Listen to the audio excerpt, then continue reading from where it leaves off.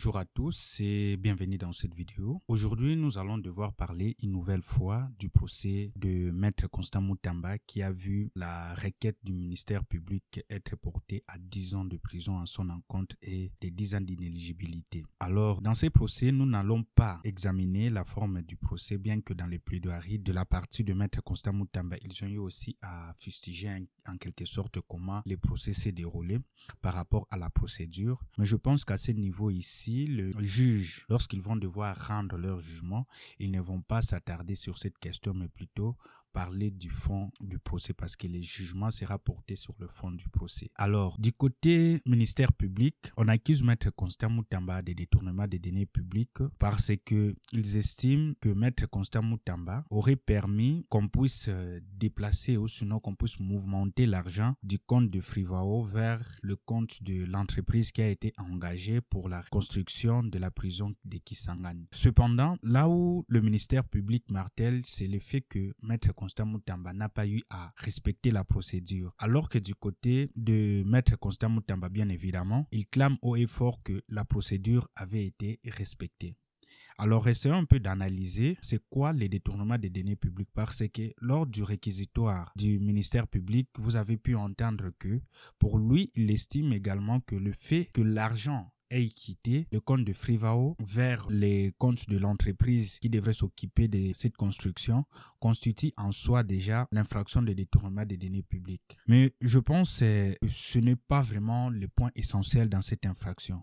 Commençons d'abord par analyser qu'est-ce que les détournements des deniers publics et comment on arrive à prouver cette infraction-là. Il y a deux points qui vont devoir permettre aux juges de rendre leur jugement. Il s'agit premièrement de définir ce que les détournements des deniers publics, mais également définir comment on arrive à prouver cette infraction-là, parce que c'est très important dans ce dossier ici. Parlant du détournement des deniers publics, en des termes beaucoup plus simples pour qu'on ne puisse pas entrer dans des termes techniques, afin que tout le monde puisse comprendre ce que c'est.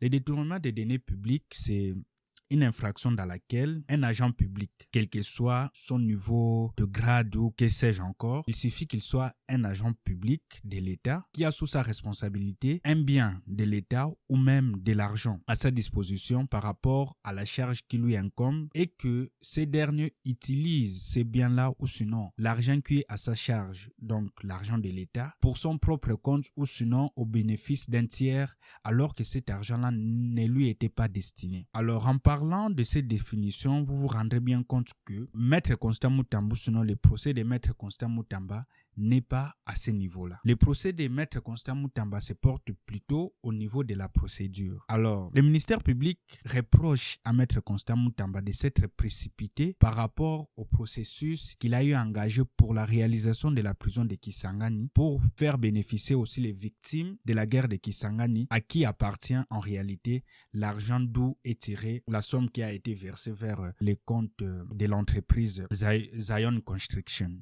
Je ne sais pas si je prononce ça bien, en tout cas, Zion Construction. Du côté de Maître Constant Moutamba, ils disent que toute la procédure avait été respectée. Alors, à quel niveau, effectivement, le ministère public estime que Maître Constant Moutamba n'a pas eu à respecter la procédure? C'est au niveau de l'avis de non-objection qu'on appelle l'ANO. L'avis de non-objection, c'est une étape dans la passation des marchés publics, que ce soit de gré à gré, qui va permettre à ce que la personne ou sinon l'autorité contractante, la personne qui est en charge ou sinon qui a eu à engager le projet qu'on doit réaliser, puisse se sentir être protégé parce que l'avis de non-objection permet à ce qu'on puisse établir la transparence quant à la procédure et qu'il n'y a pas de problèmes futurs qui pourraient advenir de ces marchés-là. Cependant, du côté de Maître Constant Moutamba, eux, ils estiment que l'avis de non-objection n'a plus lieu d'être. Pourquoi? Parce qu'ils auraient déjà eu l'autorisation tacite de l'autorité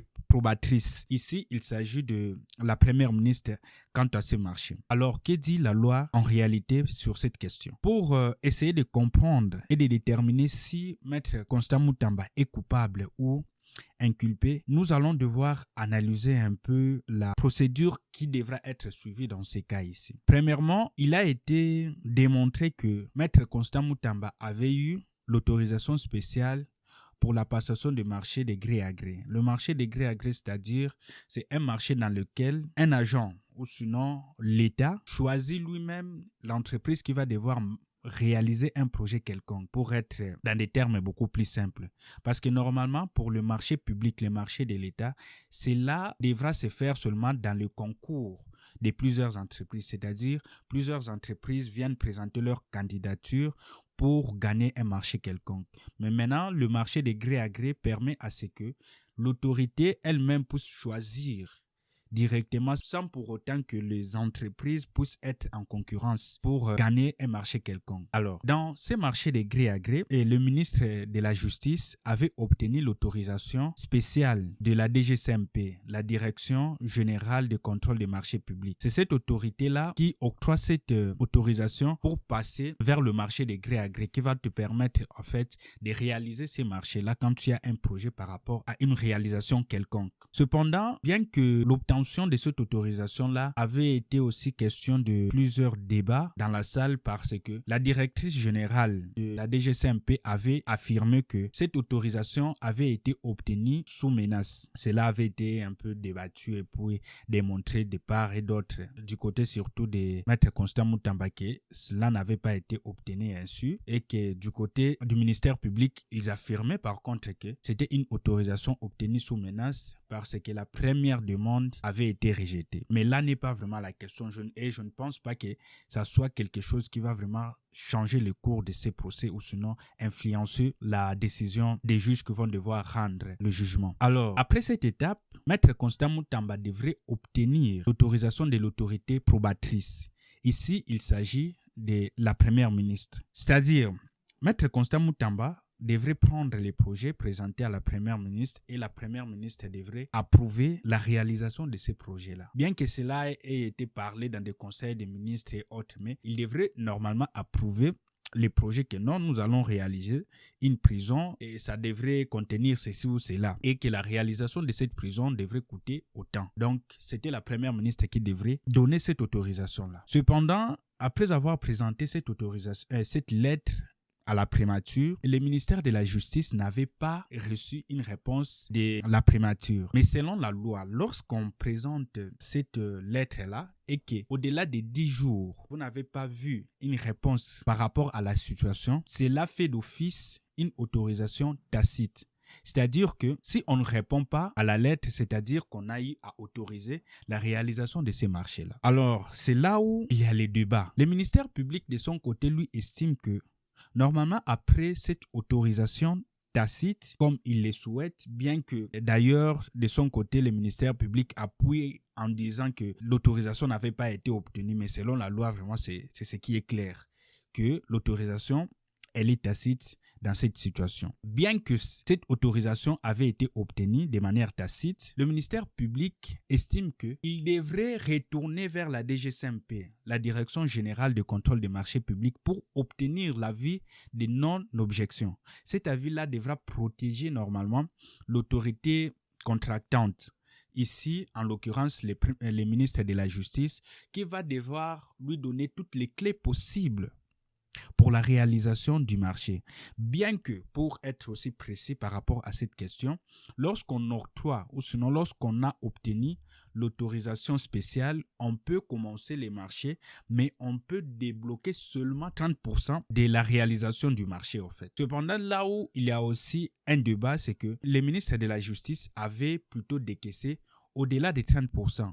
Environ 60% de la réalisation du marché avait été débloquée alors que l'avis de non-objection n'avait pas encore été obtenu. Comme je l'ai dit tantôt, du côté de la défense, du côté de Maître Constant Moutamba, ils estiment que cet avis-là n'est pas obligatoire après l'autorisation tacite qu'ils auraient eue de la première ministre. Quand on regarde la procédure qui devra être suivie par rapport à cette situation, je pense que Maître Constant Moutamba devrait normalement, après l'autorisation tacite dont il parle de la première ministre, devrait normalement retourner du côté de la DGCMP pour obtenir l'avis de non-objection qui devra aussi les protéger en cas d'éventuels problème qui pourrait advenir. Parce que d'ailleurs, il connaît sa situation, il connaît aussi qu'il n'est pas vraiment en bon terme avec certaines personnes au niveau des ministères, au niveau de la politique. Et c'est là où je dirais qu'il y avait un piège tendu dans lequel lui-même s'est enfoncé. Parce que connaissant la loi, étant juriste, je ne vois pas pourquoi il devrait s'empresser, 1. de libérer plus de 30% de l'argent, de 2. et que cet argent-là qui avait été libéré, il n'y avait pas l'avis d'une objection qui devra le protéger lui-même aussi. Mais qu'en plus de cela avait été libéré dans un compte courant, bien qu'on dit que le compte séquestre est créé seulement à partir du compte courant. Mais le compte séquestre pourrait être créé avant même qu'on puisse envoyer l'argent dedans, avant même qu'on puisse autoriser les transferts d'argent.